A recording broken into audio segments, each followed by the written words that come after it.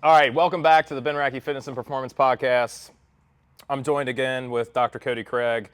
I think honestly at this point we probably need like a rebrand of the podcast because this is going to be like a recurring. yeah, this is going to be like a monthly thing. We'll have that discussion. Maybe after we get off air today. You got to grow for it. Yeah, yeah, for sure. But yeah, since the last time you were on, we have actually officially started a partnership here at the gym. Cody's been helping me with several of my clients and athletes. Yeah, why don't you talk a little about that? I think it's a good situation to be in because we have literally performance and rehab under the same roof, and at the end of the day, it's still a spectrum.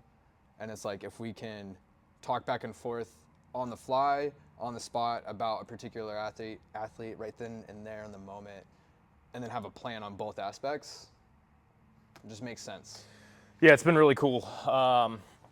From like the adult side of things, from the like athletic performance side of things, because again, just things pop up for kids. I've had athletes that I've been working with hamstring stuff and tendinopathies and adults with like some of the same things as well. So I just want to say I appreciate you, and I think that this is super awesome and grateful to me. Yeah, well, I know, but like great.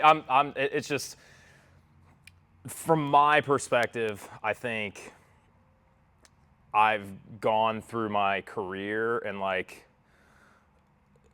it's funny, like Pat Davidson was talking on Dave Tate. Oh, nice. Yeah. Did you watch the long time? Yeah. Okay, so he was on Dave Tate and he was talking about like this person that he worked for at one point that was like a COO that like didn't really know anything about training, didn't train himself, and was like trying to tell Pat like what to do. And like not that I've necessarily had a lot of that in my career, but I've worked for and worked around people that like, and again, this was his point, like he didn't really respect him as like, not only like not as a person, but just like from the perspective of like training. And that kind of thing. So like, and I know you can attest to this too, but it's just nice to have someone that like enjoys training and enjoys this stuff as much as I do, to like be able to bounce ideas off of and also work again collaboratively with the injuries and pain and that people have, right? Like I think that's been huge for me. I've learned a ton as well since I've met you, even just about like my own personal injuries with the knee that I've got going on, and just like I think we all have a tendency, like strength coaches kind of have a tendency to like want to maybe, like if you've got a goal or you want to do something, like maybe do a little bit too much, too quick. And keep pushing. Yeah, and so just learning about, programming strategies and stuff to like be a little bit more thoughtful and smart about that is like not only helped me personally, but it's made me a better coach. So anyway, appreciate you. That feeds my ego, so yeah, that always feels good. Love that. But no, this is same thing like you were talking about with Pat. I've worked in spots where it's like we have zero communication with whoever the primary care is, whoever the coach is, whoever the trainer is, and everyone's ego just gets in the way. And I think the ego might go away when you're all in this like in the same room talking about the same person at the same time, because you can ask questions, or at least you should be asking questions. And we have similar training ideologies, which helps keep us in line already. For sure. And it just evolves and grows, and everyone gets better, literally. So. Well, and I guess that goes into, I guess one of the things that we're going to talk about today with just, we were literally just talking about this. Like I was thinking about this during my training session today, because even us, like we're going to get on this podcast and we're going to agree about like most things, because I guess the best way maybe to say it would be like, I think we both are able to like zoom out enough and like look at like the general principles of like what works, why that won't work. Yeah, like, and just exercise in general, like zooming all the way out, whether it's aerobic fitness or sprinting, jumping, athletic performance, strength training. Like, I think we're we're kind of on the same page. Like, and again, there's a ton of different methods and a ton of different tools and programs and things that you can do to get the job done within that spectrum. But again, I think it all comes down to, and I think we talked about this on the first episode that we did, like general principles. Look at the whole picture first, make the plan, and then you can start zooming in from there. But yeah, I guess there were some things that I know that you had written down in your notes that like I thought were like good things to maybe get into on this podcast. Yeah, actually, here. Yeah, pull it Well, up. which can of worms do we want to? My thought process, which leads to kind of what we're talking about. Yeah. Not as much has changed as far as like training principles go over the last like probably close to a century now, like 80 years, 60 years. And everyone's trying to rebrand to make something new, right? Sure. Everyone talks in the same groups and they all program the same or whatever it might be. And it's like, well, how do we keep reinventing something? And it's not reinvented, it's something that was already done in the 1960s, 1970s, 80s, or it's in a trend every 8 to 10 years. Like HIT, Sure. like the Mike Menser stuff. Yep. That was huge back in like 2010. And then all of a sudden it had a little spurt, came back, boom. Now it's hot again, or at least is like the new fading trend. Sure. And again, well, out of the realm a little bit, but like peptides. Same thing that was SARMs. Same thing that was pro-hormones. Pro-hormones, yep. It's like we keep going into these like new decades, and it's like here's the newest trend, but it's just masked as the same shit that was there before. Yeah. And it's gonna follow this. It's always following the same trend. So nothing is new, and then social media keeps pushing like the newest, hottest topic or something that's going to create the most virality, if you will. Right. And because of that, people see these ideas spread faster, but they're not ideas, they're just repurposed content. And we're no better than what ChatGPT does at getting training from Reddit or the bodybuilding.com forums. Like, it's all the same stuff, and there's nothing new. It's just people want to make it seem new, and it's like, where do you go from there? Yeah. It's just packaged, it's the same gift. It's just packaged, in a different package. It's a red box, not a blue box. Yeah. And I mean, I guess I don't know. It's a slippery slope because I do think that like, I mean, I think AI has like some utility. Obviously, I mean, I run stuff by it quite frequently, but it is. I actually had a woman fill out she filled out my intake form, and she said that like her program is like an AI program that she's like just a program that AI spit out for her. Yeah. And I'm meeting with her tonight, and I'm sure it will have some like decent stuff in it. Again, scours the internet for whatever I guess is clicked on the most or whatever is interacted with the most. But it's kind of interesting. I mean, we could go down like I feel like a whole philosophical rabbit hole here with like human interaction and maybe how that's like the trajectory is like maybe that's becoming lost or is going to be lost. But I mean, I still have a ton of people filling out applications to work with me. I know you do as well. So it's like, I don't know, man. I think the principles and I think the overarching stuff is always going to be true from a stress adaptation perspective. But yeah, there's definitely a lot of this like fringe stuff that is like at the forefront, and I think like social media and the algorithm plays into that as well. 100%. And then you sit there and you're like, even as like AI is evolving, and it's like fake people but it's so hard to tell who, like, there was a video the other day, I think it was, what's his name, Strong Camps or Strength Camps. He's Okay, like, yeah. He's like, I yelled at people that bought stuff from AI on accident because they didn't know. And he's like, well, it happened to me. And he put up these examples. He's like, this is what got me. And it was a sick, like, Dragon Ball Z, like, glow in the dark thing. I would have bought it. Yeah. But it was literally an AI generated lady that was making it, right? And it looked so real. And I was like, 100%. But then you start looking at the background and there's like tiny little things that just like morph or change, but you have to be looking for it. Sure. And it's like, that's happening there's fitness influencers that are entirely AI, and they're spouting all this stuff, whether it's good training or not. But it's like people are just grifting, and they're using that to take your dollar, and they're giving it the same program to Jim and Tim and Kim and all that, and Jim, Tim, and Kim, I love that. I don't know. It destroys like. It puts a bad taste in people's mouth for what we do. Oh, 100%. I think, but on the other side of the coin, I think it brings that human aspect that shines almost through more, because people are craving like true accountability and true communication relationships, and just, hey, I can do this on the spot and I can use the art of it. AI is not really using the art, they're just using the patterns. Yeah. Right? Because it's a learning language model. So it's cool, it can be useful, but ultimately people are going to use it for good and bad reasons.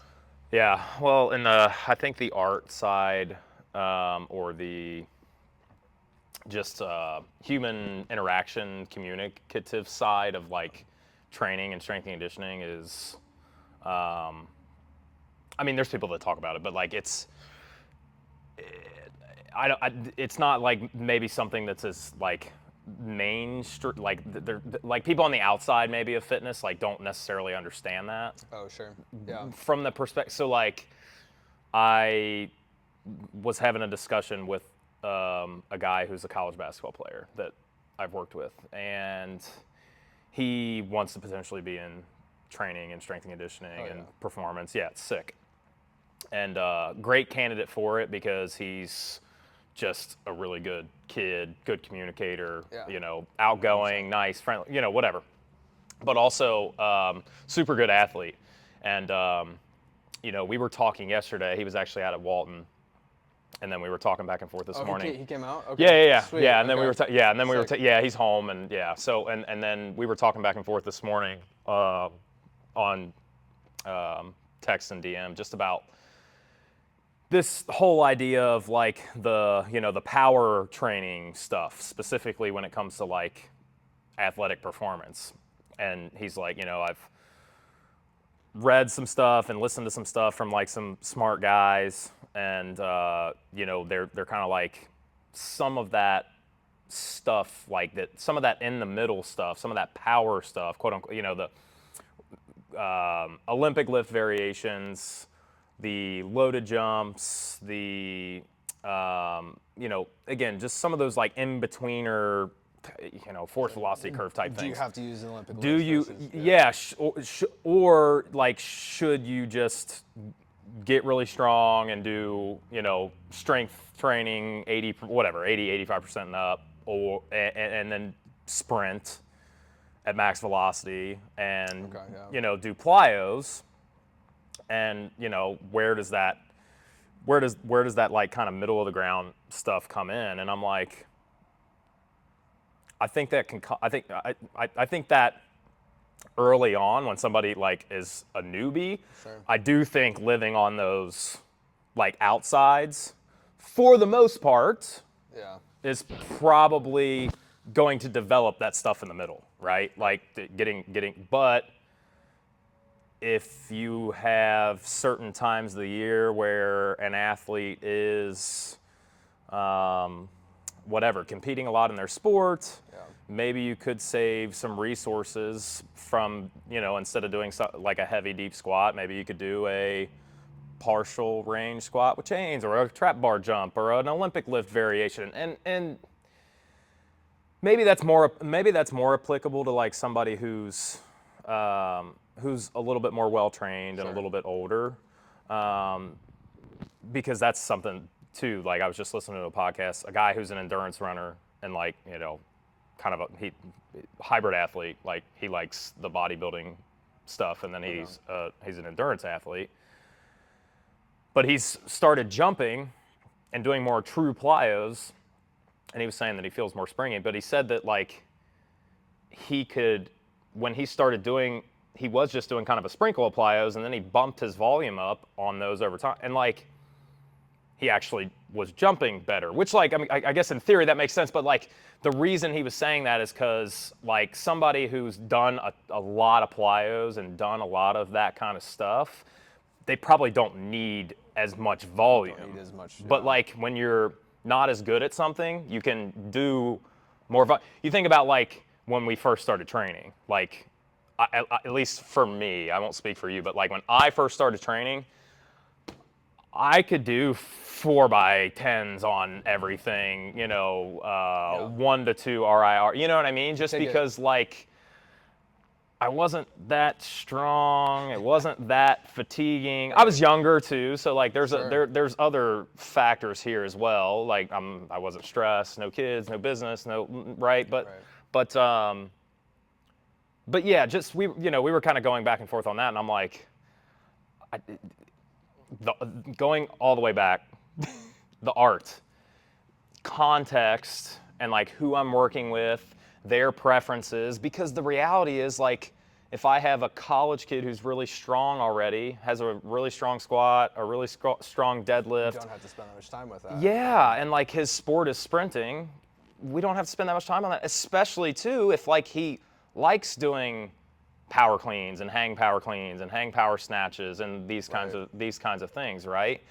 Now I don't think you throw the baby out with the bathwater and you just don't do any kind of tissue repetition effort, work, because I still think that's important to have in the program, but the volume just doesn't need to be crazy. And yeah, anyway, it's like fill the right bucket, monitor how much is in that bucket, because at the end of the day, all roads lead to Rome. Sure. Right? I just have a coach that I'm working with now. Oh man, he said something and I was like, you have to put that on a shirt. He was like, what did he say? Something like all roads eventually lead to like undulating periodization or something like that. Yeah. And I'm like, 100%. But that's like where the art and the science collide and meet. It's like as long as you find these principles and then you just find a way to piece that in, it's not that hard to someone that might have some experience, like, medium range experience. You can start to piece that together a lot easier. But again, somebody that's brand new, like you were saying, is like, you could do literally anything and you're going to get better. But as your training age goes up, right, you're going to start to see like squats beat me up a little bit more, or take a lot more out of me. So I'm already strong enough. I don't need to keep doing a 5x5, right, of whatever it is. Go do something else. Spend that resource and go build the other aspects that you've been denying. Whether that could be a mobility thing if you're old enough. Sure. Or power, or both. Like, it's not that hard when you zoom out and see where the missing links or buckets are. Sure. So. And I mean, you can attest to this as well, but it's also like, and again, when you start working with somebody right away, like there is a bit of a feeling out process too. Like you don't always know like what their preferences are. Like we try to get a good gauge of like training history and what they've been doing at least relatively recently, but it's like once you kind of start to work with somebody, you start to figure out kind of like what works and what's not their thing. Yeah. And I think that's I think that's something I think that's something what else you got anything else on your I feel like we probably covered that all that stuff pretty well. The art of coaching, that's important. The art of coaching, yeah. That's like 99% of the stuff. 99 point, I would argue 5%. Or probably the same stuff that's already been going on. Yeah. And someone else there's a quote, if you want to learn something new, read an old book. 100% believe in that. Just because it's like, it's a lost education or lost information. It's like, well, let's bring it back up. Because again, a basis of like rehab now comes from the Bob Steeples method, where he just changed the range of motion, whether, I think it was like squats and had blocks up, and then he had 55-inch blocks, but he had to hit comp depth, right? So then he was like, okay, I'm going to spend 2 weeks here, and then I'm going to lower it 2 inches. 2 weeks here with the same weight. That is a very viable rehab method for any athletic endeavor. It's the same principle, right? Yes. But like someone read Bob Steeples and they're like, I'm going to try that. And they're like, oh, I didn't develop back pain in this block because I progressively loaded that range of motion where I could recover, right? Right. Instead of just like 0 to 100. And that was 1950s, 60s, I think. Yeah. But read an old book occasionally. I love doing that. Yeah. So. No, I mean, I think that's huge. And I think that's that, again, circling back to just like, there's not a lot. There's not like there's a lot of new stuff on social media, but I don't think that like most of that stuff is based on any principles of human adaptation. There's no new true sciences coming out to show new things that would be better. It's just using the art, or you're just regurgitating something that you thought was cool and would fit into that bucket, in my opinion. Well, and I mean, yeah, I just I fail to see if you're not doing, like if we're using the example of like athletic performance and just like we'll just broadly say like a field and court sport, or even a track athlete. Like if you're not playing the sport and doing the thing, like that's like you got to do that. And I would say in America, like most of the kids that we see in there are just honestly they're playing one sport entirely too much. Right. Which that's a whole other discussion. But I also think that they're doing that and then they're not doing any of the like just human physiological development stuff, right? Like and again, I'm not saying that you don't get some of that from your sport.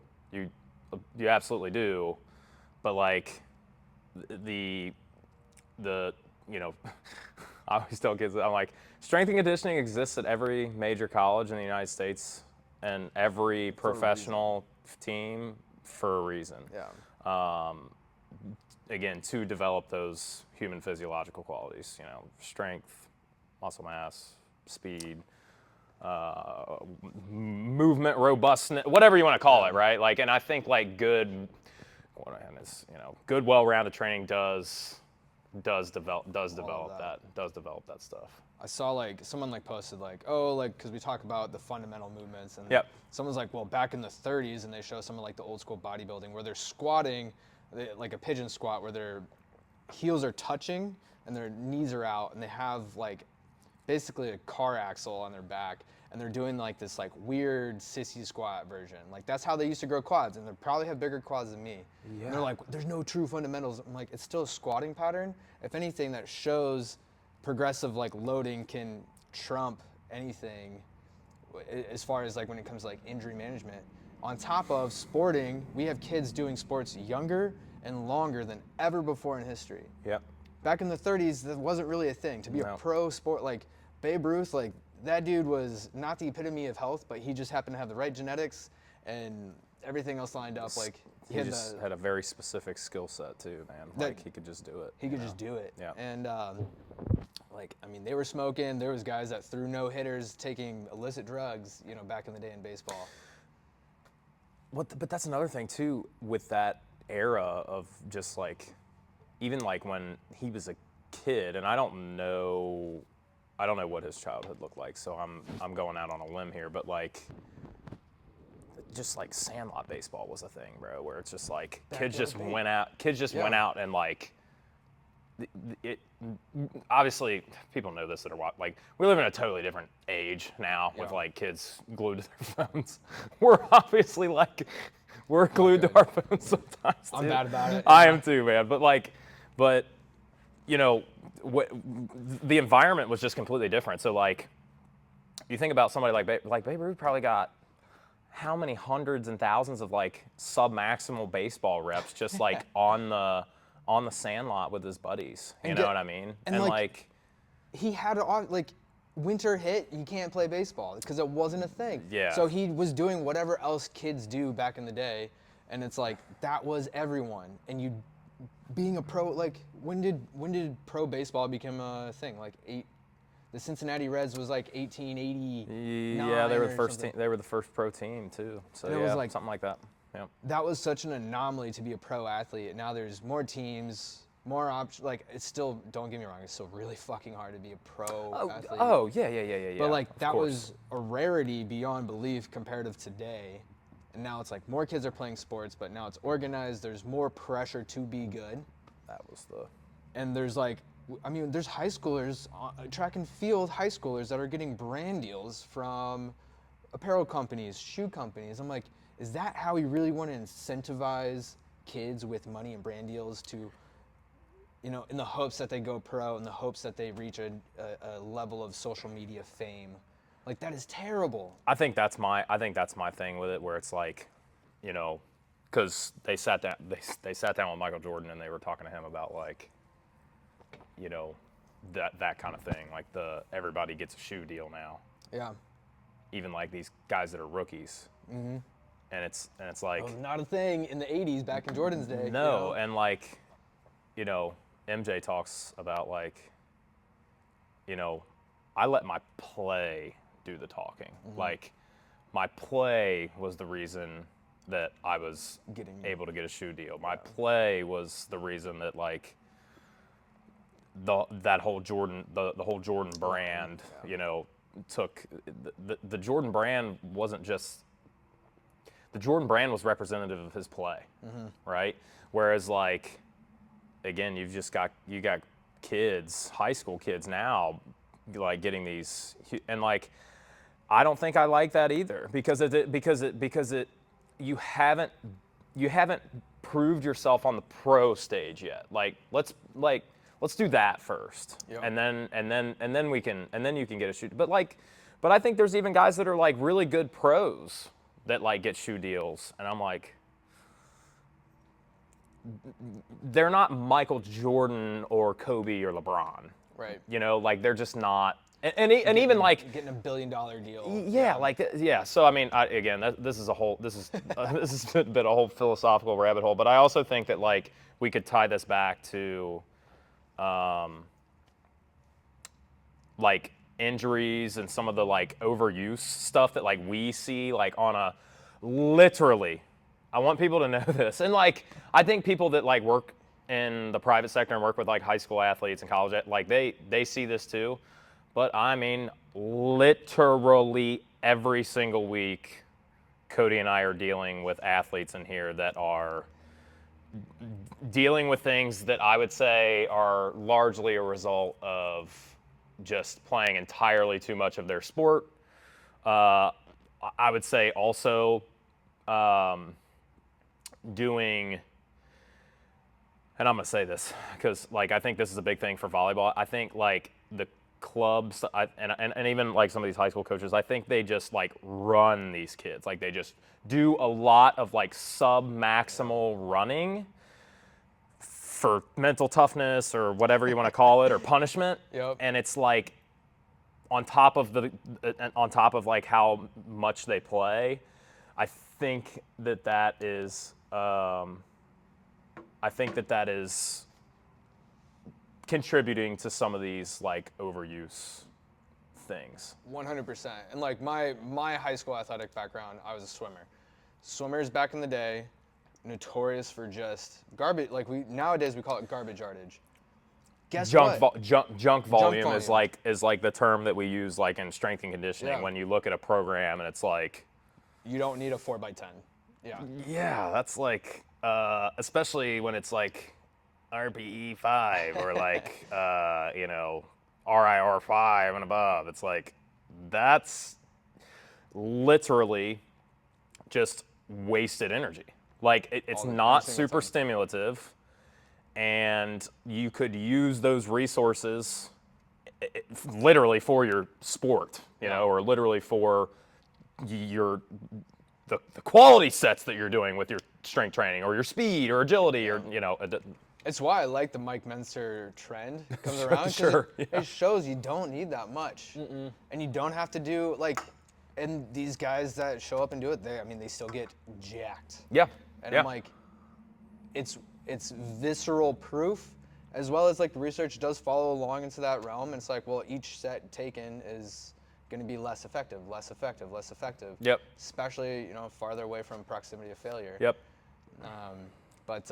Dude, like the reason I took my initial path, garbage artist. I was doing 7,000 yard practices, 7,500 twice a day, up to almost 5 days a week, and then we had a 2.5 hour practice on Saturdays, and it was like no duh, we have kids with shoulder problems. Dude, I was a freestyle and butterflyer. That's right? crazy to think And it about. was like, how many kids on your local swim team it's probably about 20 to 25% of the kids probably have a shoulder injury, and they're 14. Rotator cuff, like, tears and stuff should not be appearing that young. No. Right? No. And it's like the research, it's like, well, that's pretty rare unless you're a swimmer, unless you're an overhead athlete. And Yep. it's like, you have kids in baseball, their pitch count, they're throwing Dude. all year round. And you're like, no wonder his, like, UCL is screwed. No wonder his Right. whatever it is, you know? Well, and not to mention like the physiological stuff, but it's also like, I have kids in here that like, yeah, I got burnt out from playing baseball because it was just like too much. Like I didn't like it anymore, and I'm like, Yeah. I've been there like as a college athlete, especially because I, quote unquote specialized like in high school. But there's kids that are specializing like before that now, man, where it's like there is. I can say with a good amount of confidence, they're probably going to get burnt out before they get to college, maybe even before they get to high school. Dude. So, and then building on this, so the isometric thing. Yeah. So like, I'm gonna make a blanket statement here. I'm not against isometrics. We do isometrics. I do isometrics. Cody does isometrics. My athletes do isometrics. That's not, the point of this isn't to poo-poo on isometrics.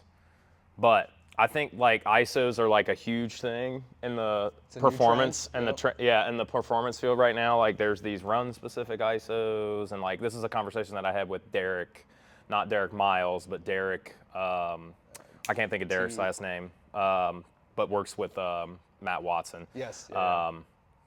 Who I'm going to see in a few weeks, so that'll be cool. But Derek and I were having this conversation.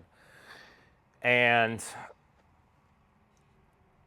there are coaches, I think, that are well-intentioned that are using these ISO sessions with, like, high school athletes as a means to promote health. Tissue health, tendon health, specifically, I would imagine. But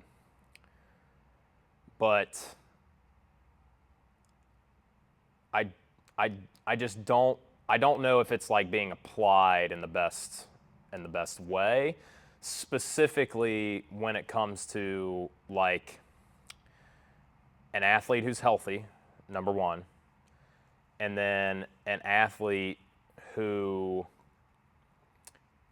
again, quite frankly, in my opinion, like I think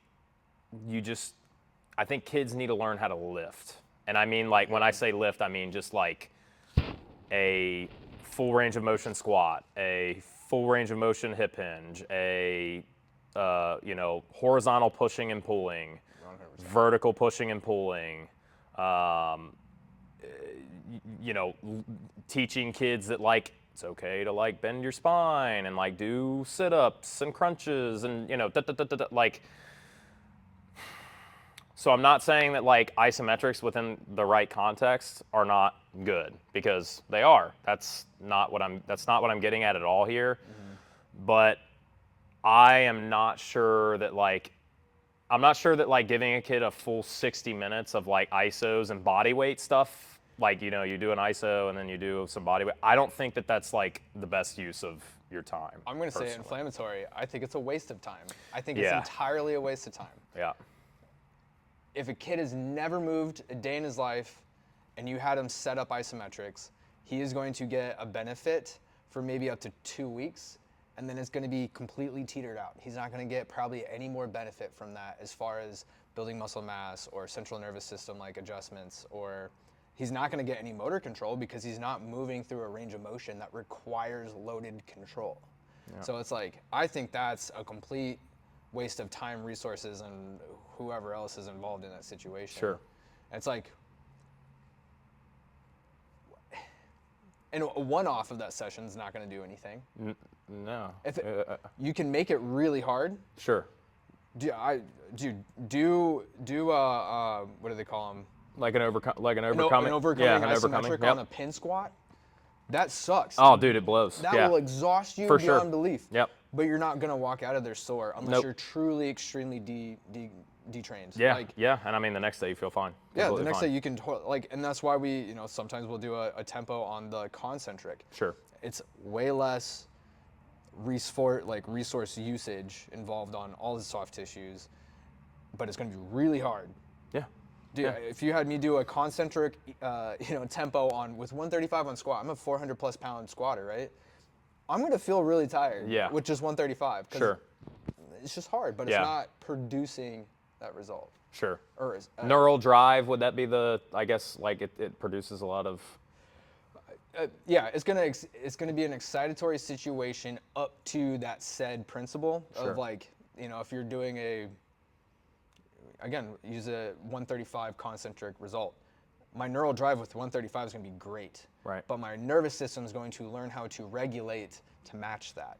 So over time, sure, it could be an easy way to produce, if someone's really sensitive, you could use that over a couple blocks, but. Sure. But but again, someone who's super sensitive, that changes this discussion towards Towards rehab, yeah. which I think that's where, again, ISOs can be very valuable. And that's even something Jake, we were talking about the other day with Jake's stuff,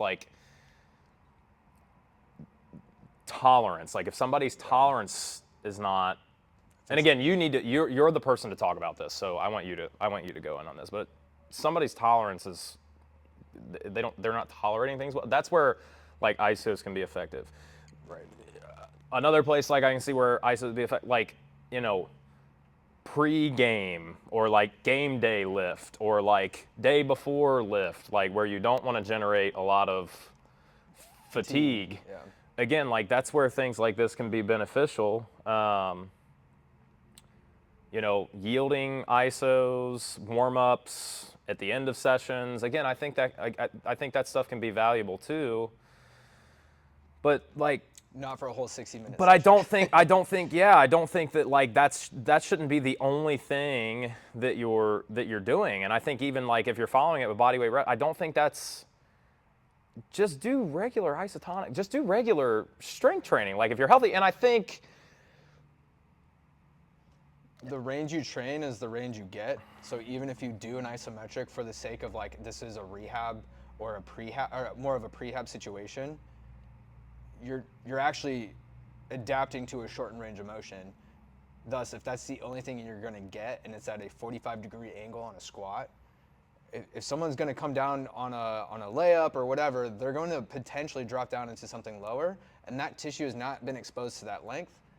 Increased risk of injury right then and there. Yeah, and so, I know the ISO thing. The ISO thing is so the ISOs are so hot right now, and I mean, I don't. If you're a healthy athlete, and if you're a healthy athlete, and you're not having pain and you're not injured, something like the run specific ISOs with these calf raise situations. Yeah. Which one? What I'm talking about. Again, I think that can be great for. Correct me if I'm wrong. An early stage rehab, or if you're pre-game or something like that.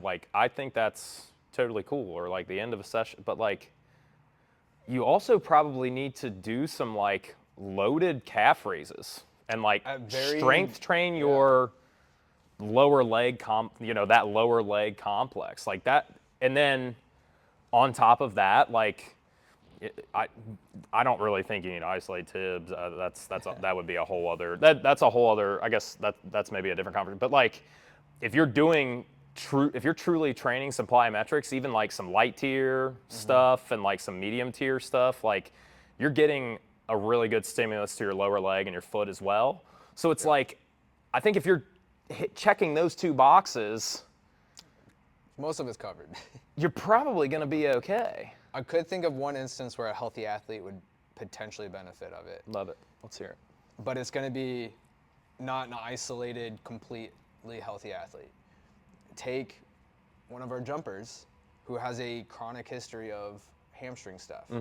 He might be someone, when he's healthy, that would benefit maybe at the end of the session for a hard round of end range hamstring isometrics, whatever that might look like.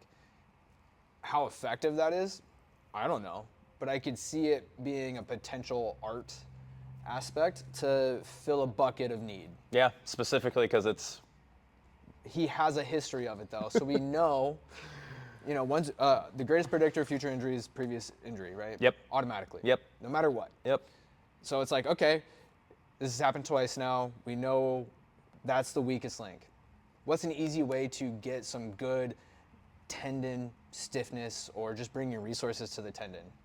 Let's do that, because it's not going to take away from the rest of the session, and it's not going to produce any more soreness than the regular lift would. Sure. Very easy, minimal time consumption. Right.